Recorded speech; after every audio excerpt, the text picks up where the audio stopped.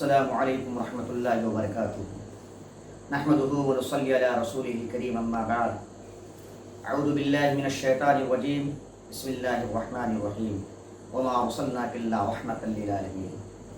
اللہ کا احسان و کرم ہے کہ اللہ تبارک تعالیٰ نے ہم تمام حضرات کو نبی پاک صلی اللہ علیہ وسلم کا امتی بنایا، ایک ایسے نبی کی امتی بنایا جن کے نقش قدم پر چل کر انسانیت فلاح بہبود کو پہنچ سکتی ہے،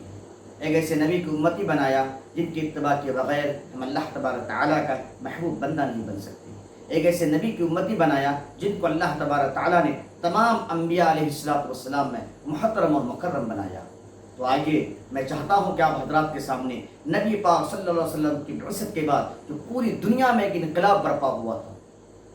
اسی کے تعلق سے آپ حضرات کی میں رہنمائی کرنا چاہتا ہوں۔ لیکن اس سے پہلے میں چاہتا ہوں کہ نبی صلی اللہ علیہ وسلم کی بعثت سے پہلے عرب کا معاشرہ، عرب کی سرزمین کس طرح کے حالات سے دوچار تھی، میں اس کا بھی مختصر طور پر آپ حضرات کے سامنے بیان کر دینا مناسب سمجھتا ہوں۔ آج سے 1450 سال پہلے عرب کی سرزمین کفر و ضلالت کا آماجگاہ بنا ہوا تھا، 360 خداؤں کی پرستش ہوتی تھی، ظلم و استبداد، قتل و غارت گری عام سی بات تھی، خود کو محترم، مکرم، اعلیٰ اور عرفہ سمجھنا اور دوسروں کو رذیل اور کمتر سمجھنا ان تمام لوگوں کی عادتیں خاصہ میں شامل تھی۔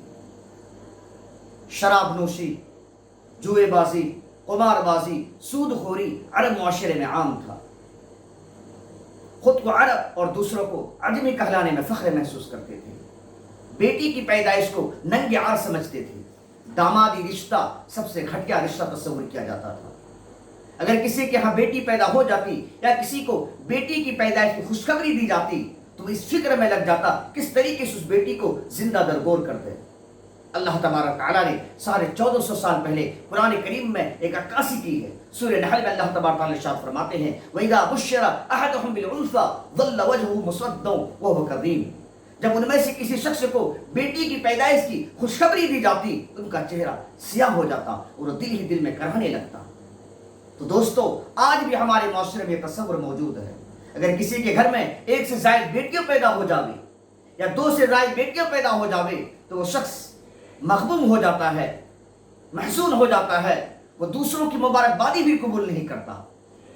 لیکن اللہ کے بندو، ایسا ہمیں نہیں کرنا چاہیے۔ توحید کے ماننے والے لوگ، اللہ کو ایک ماننے والے لوگ اس طرح کے حالات سے یا بیٹی جیسی رحمت کو گھر میں آنے سے مغبوم نہیں ہوتے۔ اللہ کے نبی صلی اللہ علیہ وسلم نے بیٹی کو رحمت بتلایا ہے اور بتلایا کہ جو شخص 2 بیٹی کی پرورش کرے یا 3 بیٹی کی پرورش کرے، اللہ تبارک تعالیٰ ایسے شخص کو جنت کا مستحق بناتے ہیں۔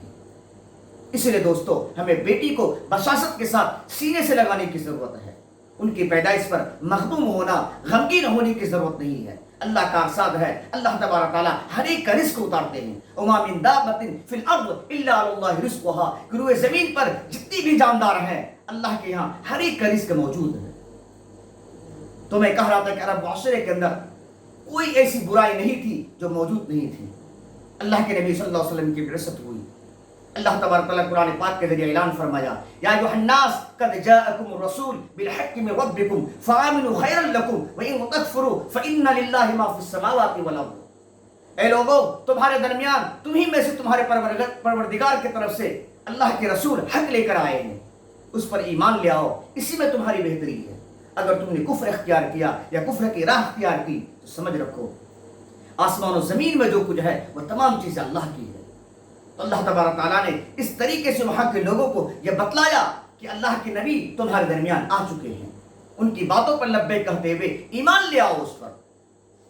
اور اللہ کے نبی صلی اللہ علیہ وسلم کو حکم ہوتے ہی نبی پاک صلی اللہ علیہ وسلم نے عرب کی سرزمین پر دعوت و تبلیغ کا کام شروع کر دیا۔ اللہ کے نبی صلی اللہ علیہ وسلم نے سب سے پہلے ساری انسانیت کے کنبہ قرار دیا، اور آپ کی دعوت ساری انسانیت کے لیے تھی۔ نسل پرستی، آپسی زبان جو ان کو بولے تھے، کسی کو عربی کسی کو عربی وہ سمجھتے تھے، اللہ کے نبی نے تمام تفریق کو ختم کیا۔ اور اللہ کے نبی صلی اللہ علیہ وسلم نے فرمایا یا ایھا الناس ان ربکم واحد واباکم واحد، اے لوگو تمہارا رب ایک ہے اور تمہارے باپ بھی ایک ہے۔ اس لیے کسی گورے کو کسی کالے پر، کسی کالے کو کسی گورے پر، کسی عربی کو کسی اجمی پر، کسی اجمی کو کسی عربی پر فضیلت نہیں، الا بالتقوی، جو اتنا زیادہ تقوی اختیار کرے گا، اللہ سے ڈرے گا، اللہ کی خشیت کو اپنے دل میں बैठाएगा, अल्लाह तबारक तआला के नजदीक वो उतना ही मुहतरम और मुकर्रम होगा। अल्लाह भी कुरान में फरमाते हैं, इन्ना अक्रमकुम इंदल्लाहि अत्काकुम, अल्लाह के नजदीक इकराम के लायक वही है जो सबसे ज्यादा अल्लाह से डरने वाले हैं।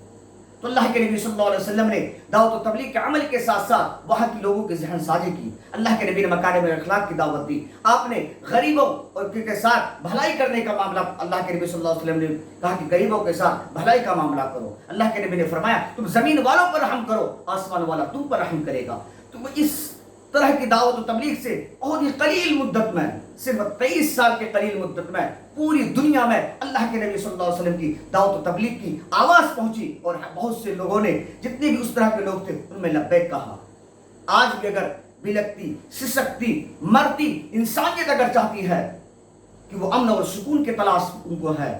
तो उन्हें भी आज नबी पाक सल्लल्लाहु अलैहि वसल्लम उसवे हसना इख्तियार करने की ज़रूरत है। आज पूरी दुनिया के वसाइल में भागती है, लेकिन अगर उन्हें अमन चाहिए, उन्हें सुकून चाहिए, तो नबी पाक सल्लल्लाहु अलैहि वसल्लम की सीरत को अपनाए, उसके फरमुदात को अपनाए, अल्लाह की तरफ से जो अहकामात नाज़िल किए हैं उसको अपनी ज़िंदगी में उतारे। इंशाअल्लाह अज़ीज़ बहुत ही कलील मुद्दत में अब वो तब्दीली देखेंगे। अल्लाह तबारक तआला आपके दिल को ग़िना कर देंगे और अमन और सुकून आपकी ज़िंदगी में ला कर देंगे। बात लंबी हो गई, मैं चाहता हूँ कि आप हज़रात से दरख्वास्त है कि इन बातों को दूसरों तक भी पहुँचाएँ और अल्लाह तबारक तआला हम तमाम हज़रात को सुन्नत अमल की तौफीक अता फरमाए। वमा अलैना इल्लल बलाग।